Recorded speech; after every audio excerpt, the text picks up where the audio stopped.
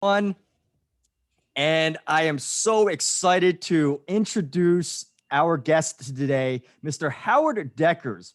And I had the opportunity to meet Howard when we were doing a Napoleon Hill training course. For those of you that aren't familiar with Napoleon Hill, he wrote the book Law of Success, wrote the book Think and Grow Rich, has helped inspire many people through his writings and his teachings.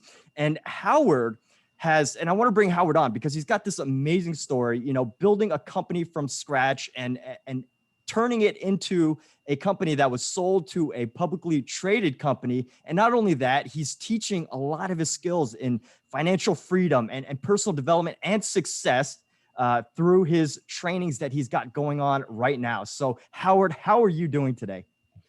I'm doing amazing. I'm in Boca Raton, Florida.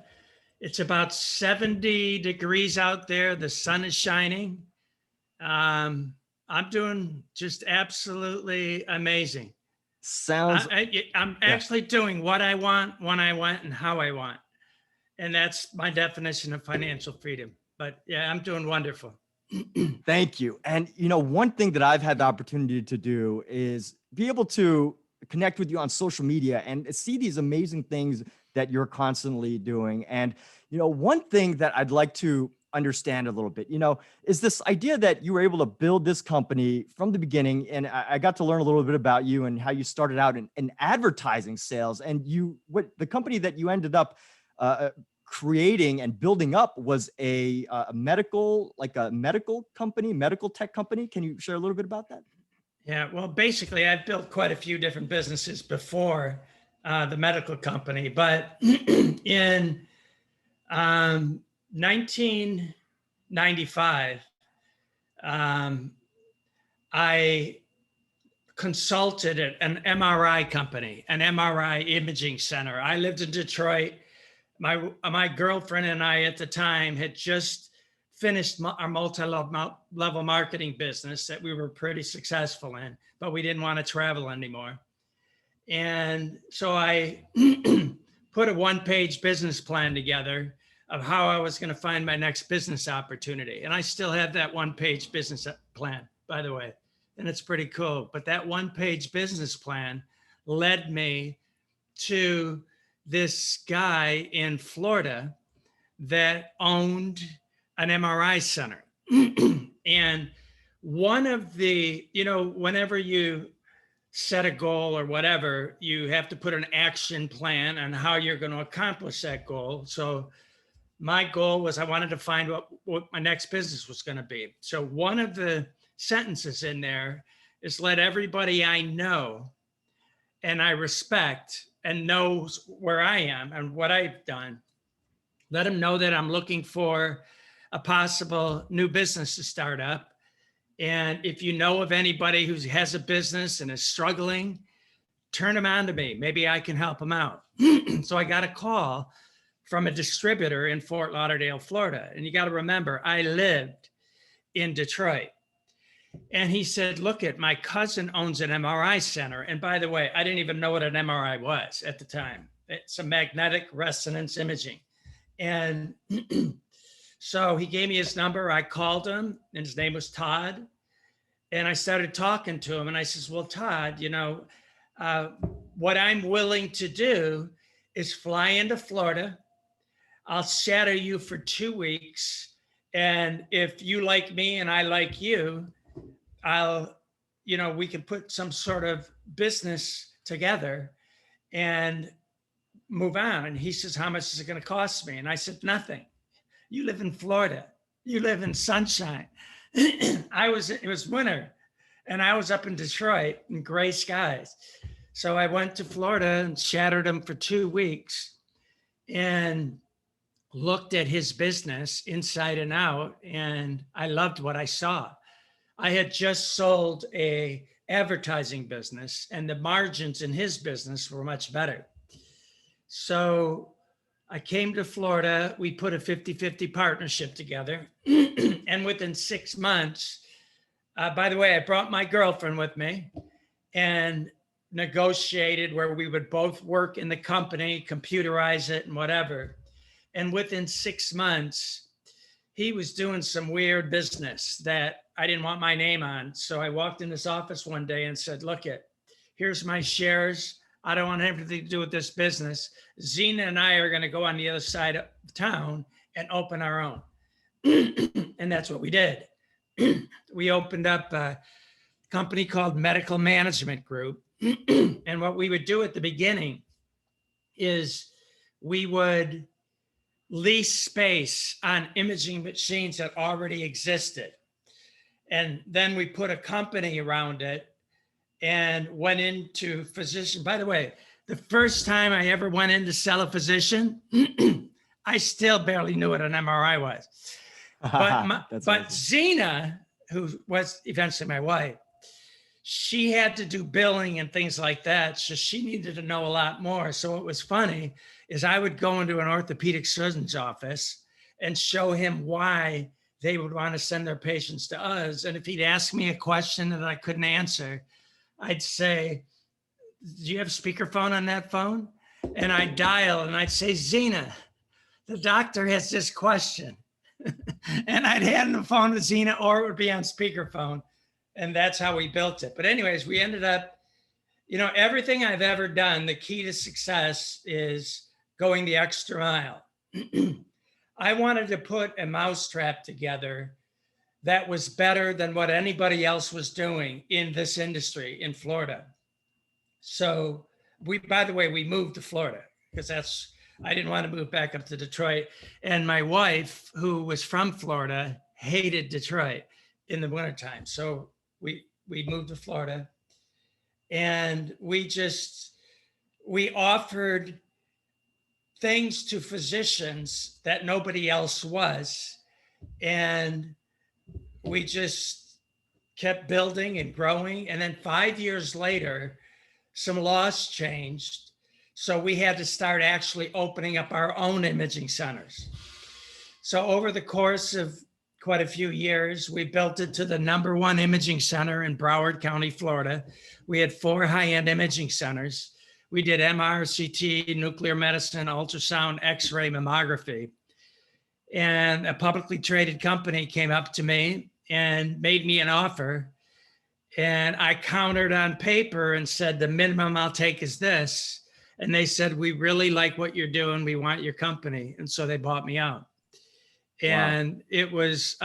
It was an amazing situation. So just really quickly going into what I'm doing now is many years ago, while I was in my financial freedom run, I was broke, credit card up to my yin yang. I wrote what the definition of financial freedom was. And my definition, hold on, let me see.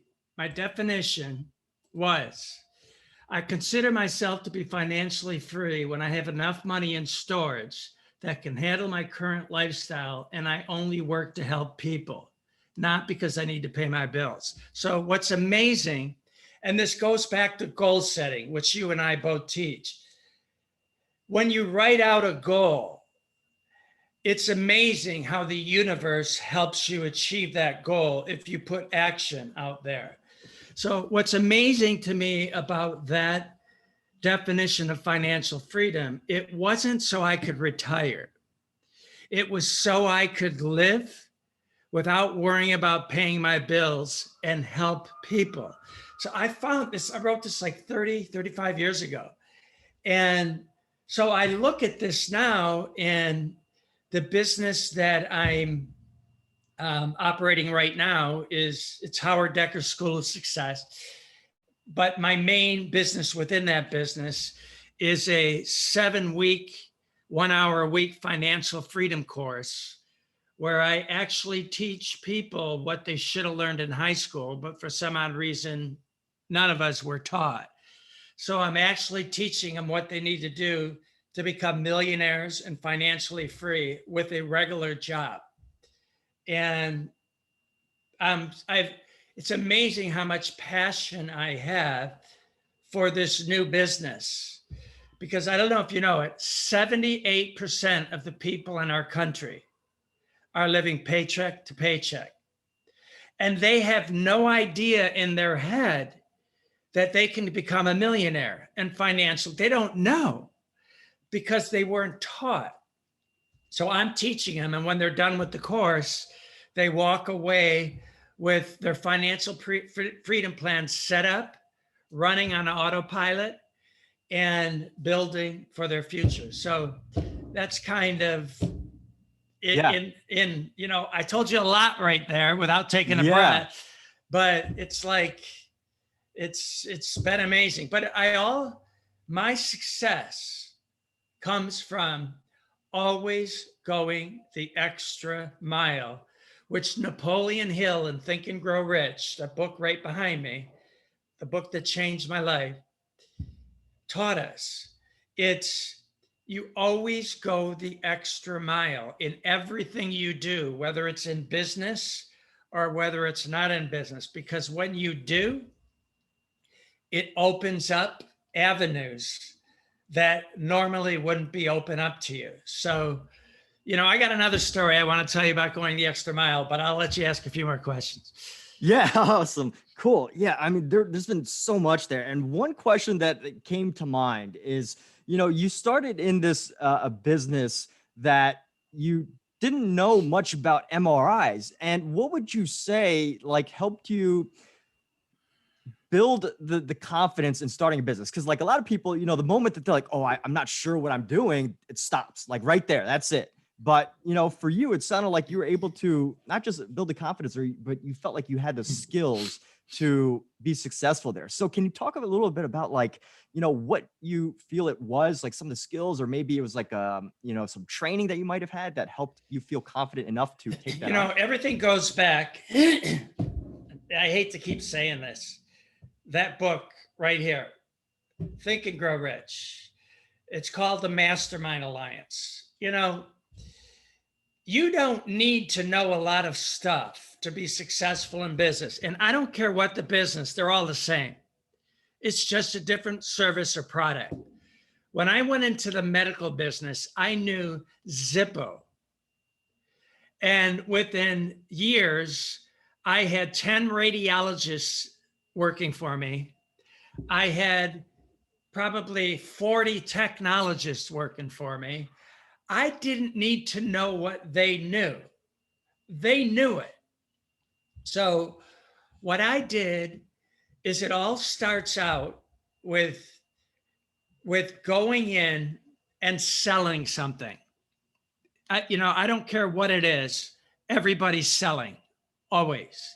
So I went in and I sold a great service. I knew that people hurt themselves. I knew that they went to a doctor, and I knew that that doctor would send them in to get an MRI. I knew that. So I didn't have to invent the service. It was already there. What I had to do is invent how to provide a better service than what that doctor had. Now, at the time, I recognized an opportunity. At the time, imaging centers had the doctors trained to order the MRI and then have their girl sit on the phone for a half hour or an hour to do the authorization. So the physician they don't make a nickel off of sending me an MRI. I provide the MRI, then bill the insurance company and get paid. So I said to these physicians, look it, first of all, send to me. And that money you're spending on that girl, an hour, sometimes for one scan to get it approved, my people will do it. You don't have to do it. So you'll not only get great service from me, and another thing I did is I always got top of the line people. I had high-end radiologists, not low-end radiologists, because I was going at the high-end market, neurosurgeons, orthopedic surgeons, real serious injuries. So I had to have the best radiologists. So the things that I didn't know, there were people I was meeting, and there was this one guy that I was focused on. I knew if I could get him on my team, he would handle the part of the business I didn't know. I knew how to handle the books, and I knew how to handle the sales end of it. My wife knew how to handle the billing, but I didn't know how to handle picking what equipment to buy, what radiologists to bring in, whatever. So I kept calling this one guy, his name was Claude, and I kept saying, Claude, this is what I'm doing. I'm not interested. And then one day I called him and said, Claude, I just opened up a new center, and guess what I'm putting in it? A 1.5 Tesla MRI. This was a $1.8 million magnet. And he said, really? Because Claude was a high-end guy. And he said, I'm interested. So I literally gave him for nothing 10% of the company. He came on my team. We were together for 15 years when we ended up selling the company. So you don't need to know everything about building the business. You need to bring the people, the key players, your mastermind alliance, and build within those people. That's how I was able to, I sold that company for $12 million, and I started out with me going to my first doctor, scared out of my pants, because at the time I looked at doctors like they were here and I was here. But before I knew it, they're no different than me. They ended up becoming my best friend, so basically that's how I did it. You just got to bring in the team, and that's okay. I got to throw this in going the extra mile stuff. For sure. Everything I do, I've always gone the extra mile, and it's paid me handsomely. I always give more value than I receive. So when people are working a regular job, they need to make themselves notice by caring more than anybody else. They need to always go the extra mile. Why? Number one, when they want a raise, they're going to go to their boss and say, you've noticed how I work, right? Yeah. Well, I need a raise. In my financial freedom class, I teach people budgeting. I have a one-page budget. When they get done, they know exactly the lifestyle they want to live, and they know how much income they need to live that lifestyle. So when they're done with my class, I let them know, look, you need to raise your income $2,000 a month to live this lifestyle. This is what I want you to do. I want you to, first of all, make it so that your boss would never want to get rid of you. And how do you do that? You go the extra mile. You give your boss more value than he's paying you for. And then you go into your boss and say, look, I need to make this much more a year. I'm willing to take on more responsibility. Okay. If he sees that you've been going the extra mile, if he sees, believe me, my last company had 155 employees. And when certain people came in my office resigning, it was like, oh my God, this person is so valuable to me. Okay. So you've got to make yourself valuable. Now, another reason why you want to go the extra mile, even though, believe it or not, some of the peers that you work with will get mad at you because you're making them look bad. But a lot of your peers, I would probably say 20% of the people that are working for somebody else want to eventually own their own business. And eventually they're going to be able to figure it out. Who are they going to want to bring in as a partner when they get ready to go into a business? They're going to go to the employee that was the superstar and say, look, I'm considering doing this. Will you jump with me? So that employee that went the extra mile, an opportunity opened up. I'm not saying they have to take it. I'm saying they were given the opportunity because they were always going the extra mile, and they have an opportunity to negotiate a 50% partnership. You always want to try for 50. You're not always going to get a 50-50 if it's somebody else's idea. But if they value you enough, you just may pull it off. Claude, I offer him 10%, and that was enough for him. I'm not sure how much more I would have offered him, but it turned out to be a great move for me. So that's basically, a business is a business is a business. They're all the same, just different products and different services. That was absolutely phenomenal. I want to thank you so much for, not just giving your story, but also sharing like the specifics of how to apply it, and with examples like from Napoleon Hill and that Think and Grow Rich, like the extra mile. And I haven't heard of a better example than the mastermind thing. That was absolutely amazing, because it truly shows the power of not just having, hey, how's it going? This is my assistant McKenna with my financial freedom business. This is my daughter too. Good afternoon. Awesome, fantastic. We're doing a podcast. So where are you going? Barnes and Nobles. Where? Barnes and Nobles. Have fun. We'll see you. That's a great place to go. Yeah. Awesome learning place. Okay. Wonderful. She looks so happy. So that's awesome. She's 18. She's applied at 10 colleges now. She's got accepted at 8 of them. She's waiting for 2 more. Wow. And she just got a full scholarship offered at one of the Florida universities. What is it? Stenson. Well, congratulations. $104,000. It's like, holy smokes. That's amazing. And she gets to stay in Florida and do all that. I mean, she's got so many choices now. That's amazing. That's phenomenal. Yeah, but what I told her today, we have their education. It's Florida prepaid and a 529. I said, if you decide to go to that school, you can negotiate with me and your mother of getting at least half of that Florida prepaid for spending. Wow. And you're teaching her negotiation skills on that area as well. So, all the Napoleon Hill stuff and the Think and Grow Rich and, the masterminding and going the extra mile, those are some amazing examples and so powerful. So in the other area of, this course that you're doing, you're teaching people to develop these financial plans, develop, to build financial freedom with a job that they can, aim to stand out in.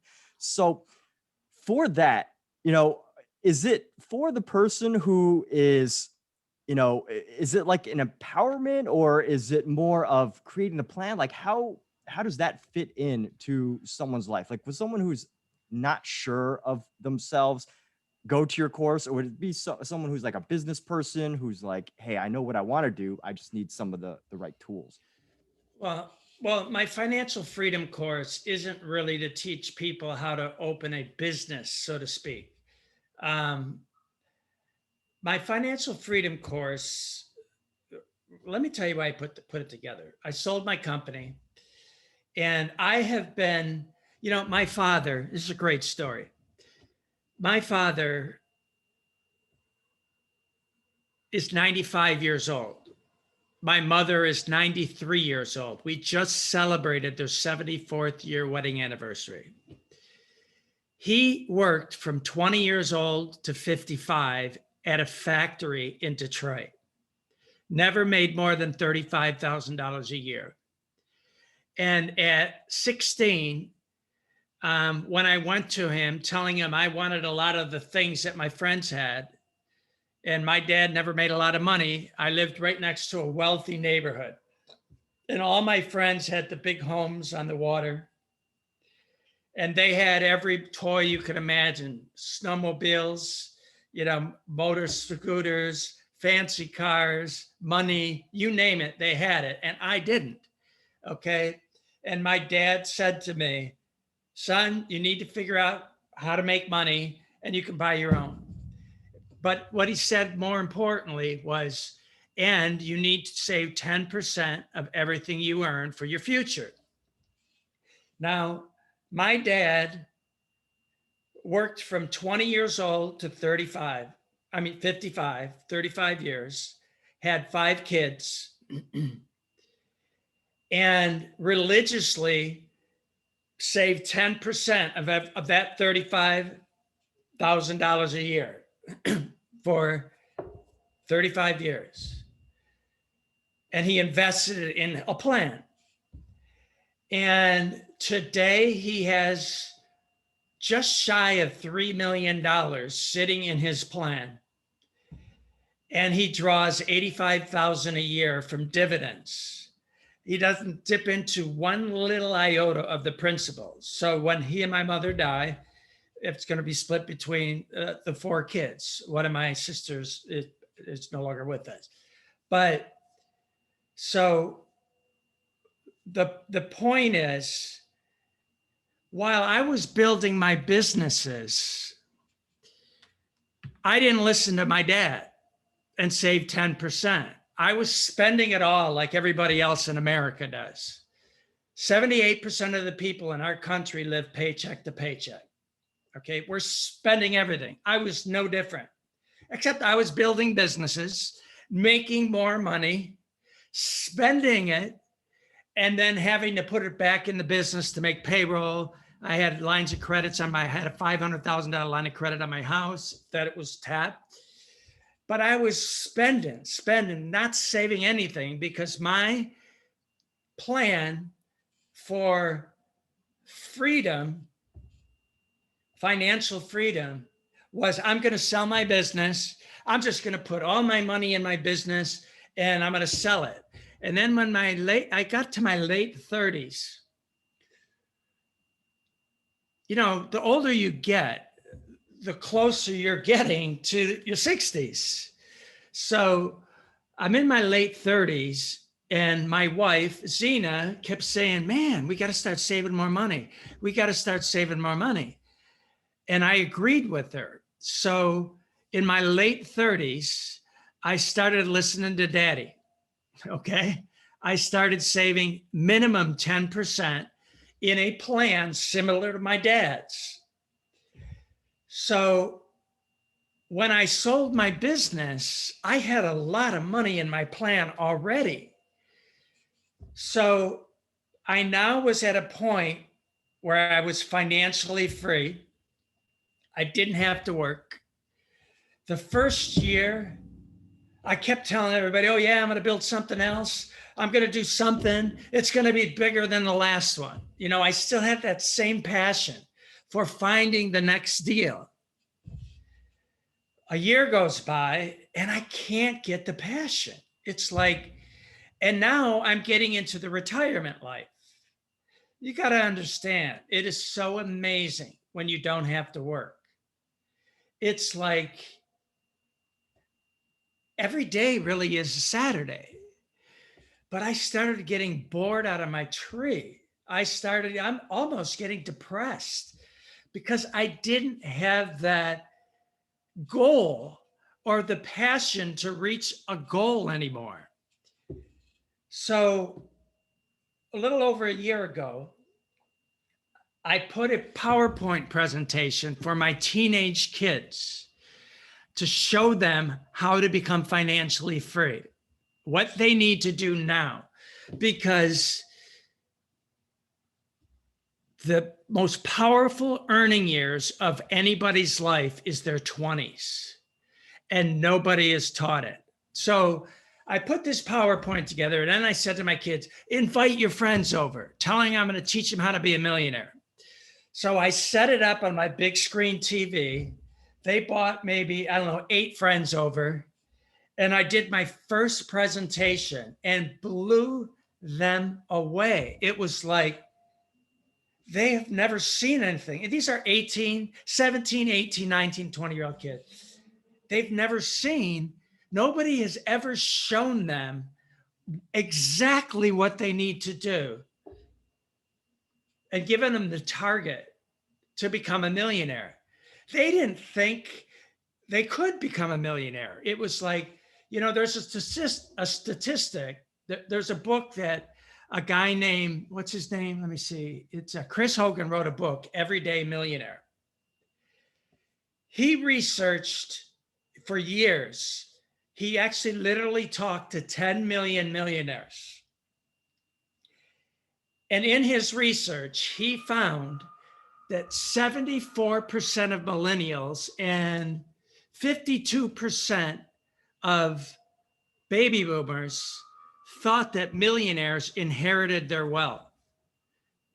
Well, in fact, 79% of millionaires received zero inheritance, and 80% of them came from below middle class.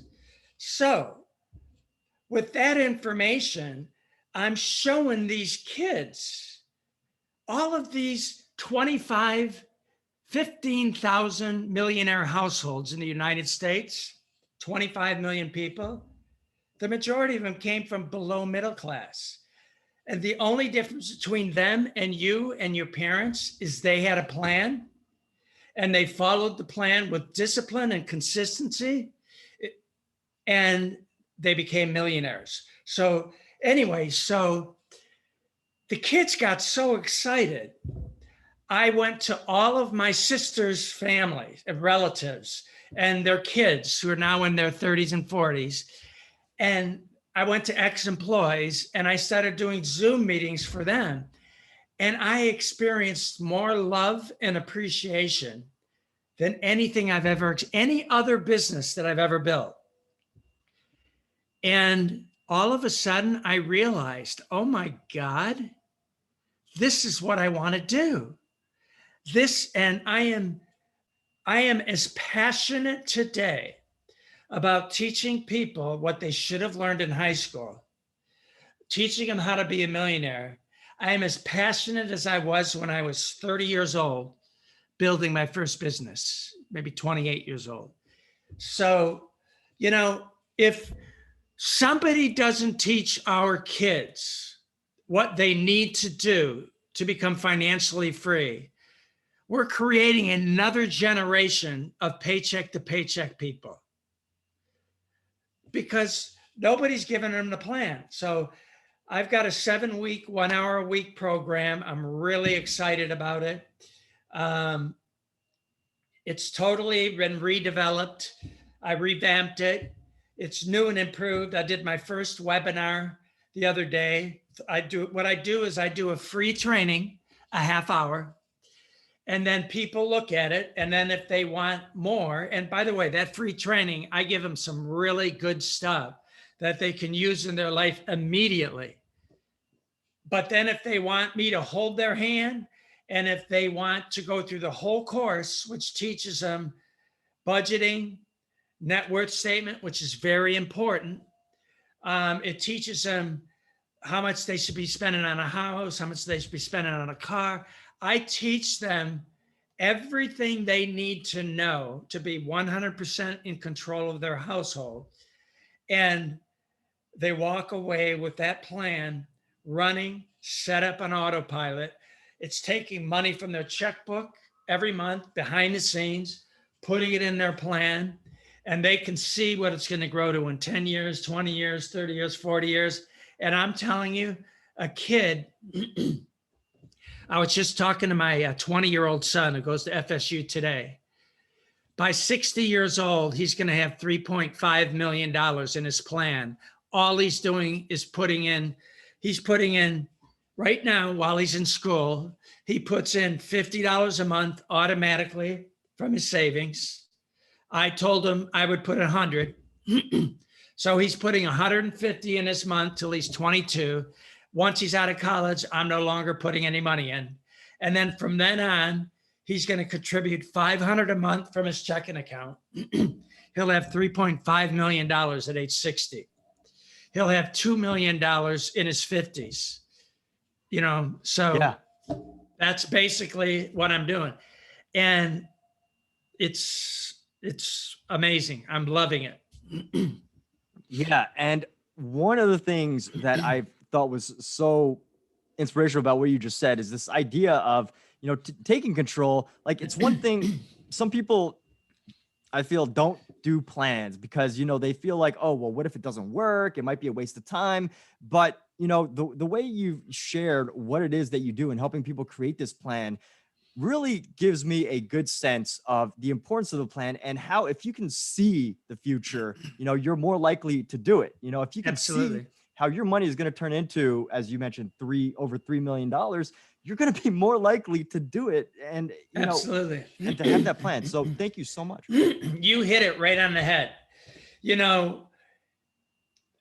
In my training, some people don't really know me. Okay. So I have to introduce myself.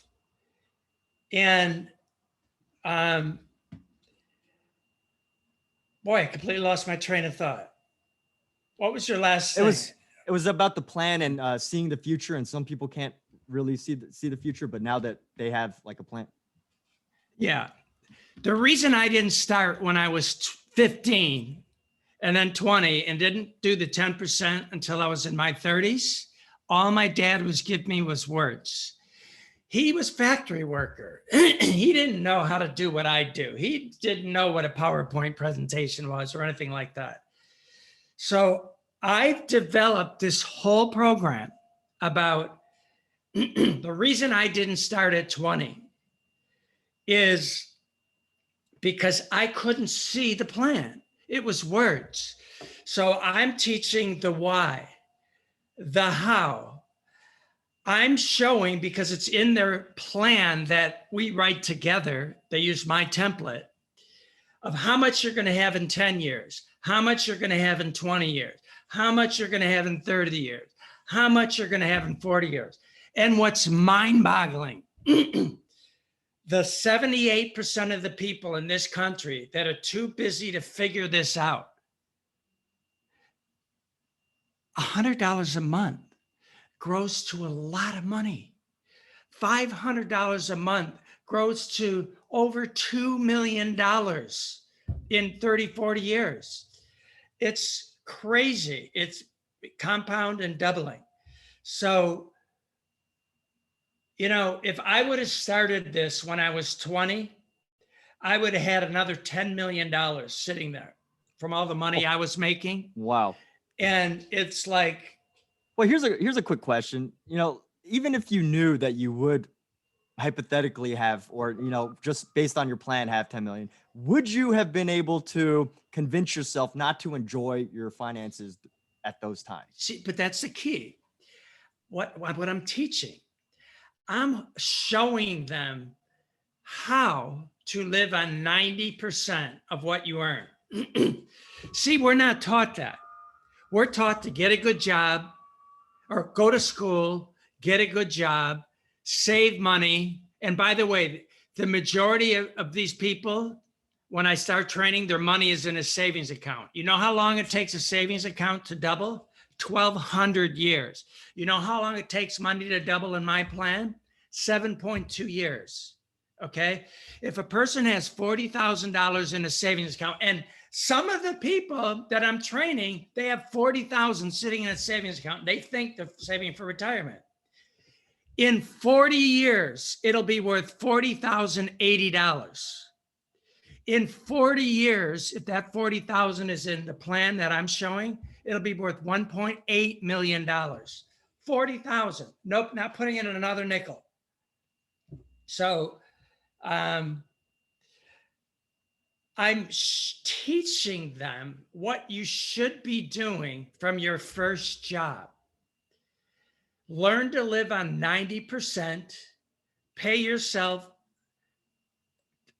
first, 10%, set up it automatically, takes $150 from your second account, puts it into your plan, and your plan, that $150, they got to look at like it's $150 $1 bills.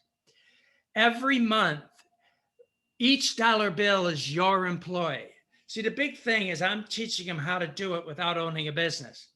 You have 150 new dollar bills every month.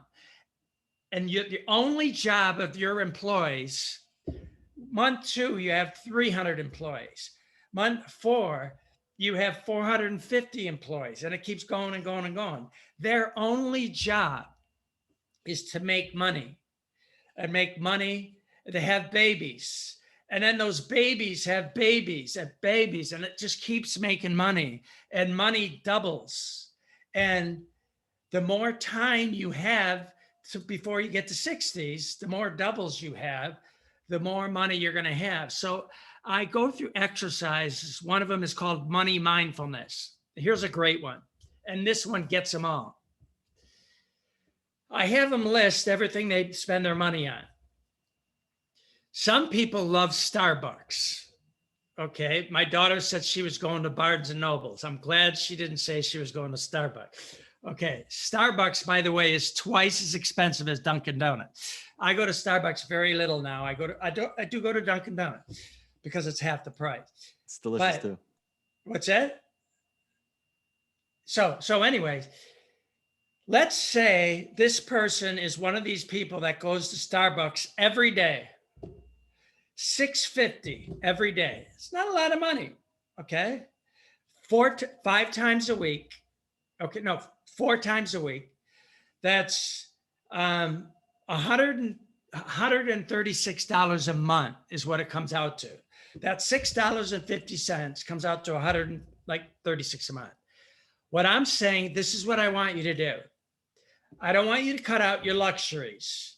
I want you to only go to Starbucks twice a week. And that $50, we're going to put in the plan. That $50, and then I show them this slide, will be worth $104,000 in 30 years. So here's my question. Would you rather have $140,000 or 2 cups of coffee? Right. Then you take it down to a car. The second biggest purchase people make in their life is a car. You don't know how many people I run into that have car payments of $650. You take that car payment and you sell that damn thing and you get a car payment at $325, and you take $325 and put it over here. You know how much you'll have in 30 years? $750,000. That's what we're not taught. So if you teach them from the beginning, here, let me give you another great story, because I did my webinar yesterday. My son's at FSU. He had 5 of his friends all dialed in on the webinar. All 5 of them got it like that. We want to open up this plan. So I'm going to do a course for FSU people, because when they see it, and when they see that somebody's actually showing them what they have to do, they're giving them the target, and all they have to do is take any job that they want. They don't even have to be an engineer. They don't have to be anything.